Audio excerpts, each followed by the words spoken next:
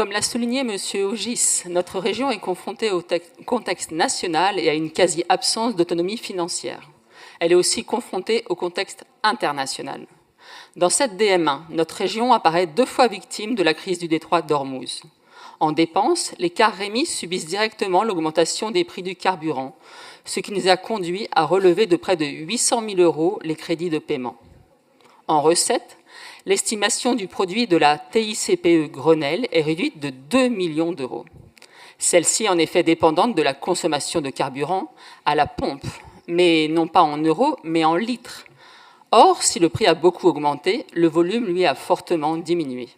À l'échelle nationale, la consommation de carburant routier a baissé de 12% en mai et de 11% en avril.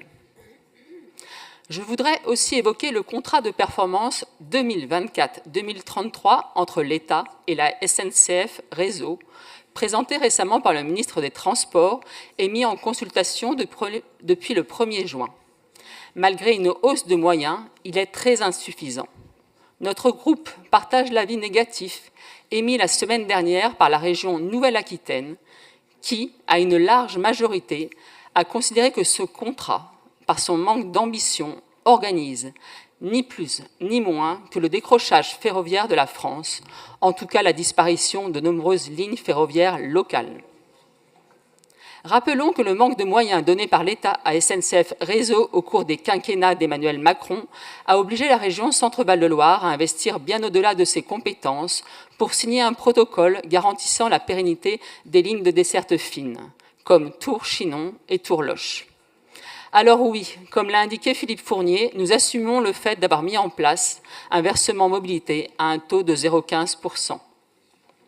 Alors que nous approchons de la fin du contrat plan État-région, l'incertitude est aujourd'hui presque totale sur les moyens dont disposera la région pour agir dans les années qui viennent, alors que notre responsabilité est de préparer l'avenir de territoire, de préserver l'habitabilité de notre région, de travailler au ménagement du territoire.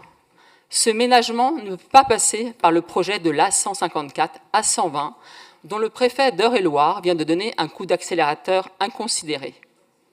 Pour rappel, ce projet va transformer une 2 fois 2 voies gratuite en une autoroute payante.